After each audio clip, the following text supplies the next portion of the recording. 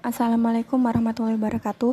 Nama saya Ananda Miss Amalia, NIM 186660109, kelas D DAI 4, akan menjelaskan hasil desain rancangan saya. Pada DAI 4 ini, kami memiliki proyek yaitu merancang sebuah sekolah yang berbasis agriculture. Dan kami memiliki sebuah tapak yang berada di Sumberingin, Desa Sumberdam, Kecamatan Wonosari, Kabupaten Malang, dan luasnya yaitu kurang lebih 1,7 hektar. Pada akses ini, untuk melewati akses ini, jalannya kecil dan hanya bisa dilewati oleh satu mobil.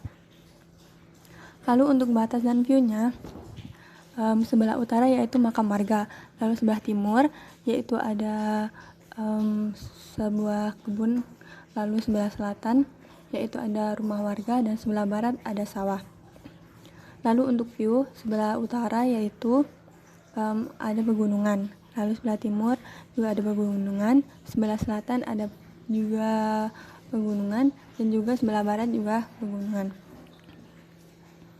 Lalu isu pada tapak ini yaitu udara pada tapak ini tergolong dingin.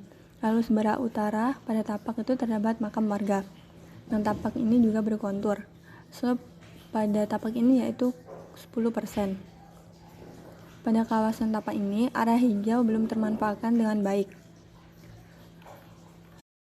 Lalu dari data-data yang sudah ada tadi, saya mengambil Islamic value yaitu pada surat An-Nahl ayat 13 yang memiliki arti yaitu, dan dia menunjukkan pula apa yang dia ciptakan untuk kamu di bumi ini dengan berlain-lain macamnya. Sesungguhnya pada yang demikian itu benar-benar dapat tanda atau kekuasaan Allah bagi kaum yang mengambil pelajaran. Berdasarkan Islamic value itu, saya menyimpulkan sebuah prinsip yaitu menjaga, memanfaatkan, dan melindungi. Yang diantaranya yaitu memanfaatkan yang sudah ada, mengambil hikmah dari alam agar senantiasa kita selalu bersyukur dan tidak merusak alam dengan adanya desain kita. Lalu saya mengambil tagline comfortable green space. Untuk penerapannya yaitu yang pertama menggunakan material alami, yang kedua lebih banyak bukaan menghadap ke alam, yang ketiga untuk menciptakan kenyamanan, terdapat gazebo sebagai tempat berkumpul siswa atau guru di sekolah. Yang keempat yaitu penyatuan ruang luar dengan dalam bangunan, yang kelima yaitu ruang luar sebagai pengikat bangunan, yang keenam yaitu penataan bangunan menyesuaikan kontur. Kemudian untuk konsep tapak ini yang berwarna kuning itu adalah area yang di-cut dan fill, lalu yang berwarna biru adalah area grading. Lalu untuk area yang berwarna merah itu area belajar, dan untuk area yang berwarna hijau area bersantai seperti lapangan, kantin, dan semacamnya. Untuk yang berwarna ungu itu adalah area parkir. Untuk area belajar itu terdapat laboratorium, ruang OSIS, kelas, dan perpustakaan. Lalu saya akan menjelaskan satu persatu gedung yang sudah saya rancang. Yang pertama yaitu ruang kelas. Pada ruang kelas ini saya mengambil 3 lantai karena kelas yang dibutuhkan yaitu ada 20 kelas. Dan pada kelas ini, gedung ini saya mengambil bentuk heksagon. Dan pada tengah-tengah kelas gedung ini saya membuat taman kecil untuk anak-anak bermain atau bersantai agar tidak jenuh di dalam kelas. Lalu untuk mencapai lantai 2 saya menggunakan ram. Untuk mencapai lantai 3 saya menggunakan tangga biasa, namun pada tangga ini dindingnya menggunakan kaca untuk memaksimalkan cahaya yang masuk.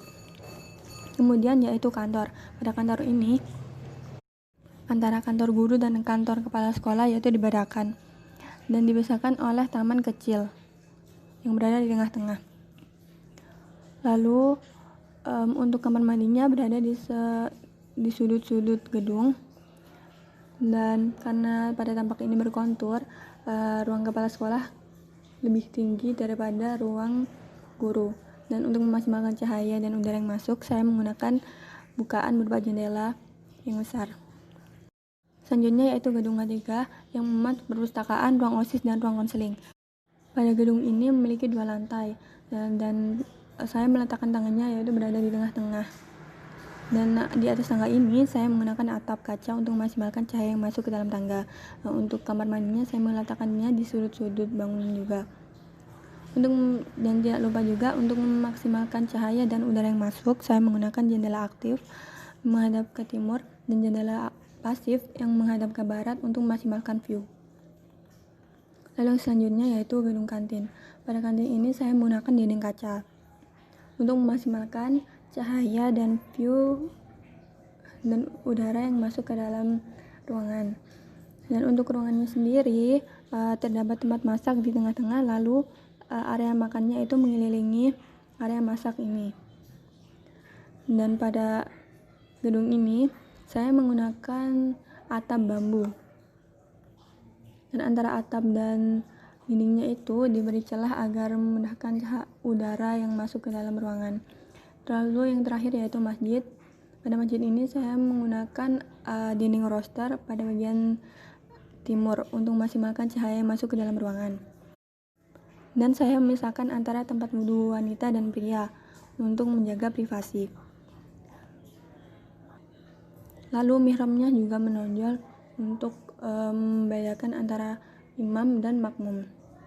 Dan pada ruangannya dipisah antara saf laki-laki dan saf perempuan dengan adanya partisi. Lalu yang selanjutnya yaitu pengelolaan sumber air. Pada penyediaan air bersih, saya menggunakan sistem PDAM. Lalu untuk penyalurannya, saya menggunakan metode kanal. Untuk penyaluran ke gedung, saya menggunakan tandon yang diletakkan di atap gedung. Lalu untuk penyimpanan, saya menggunakan metode waterway.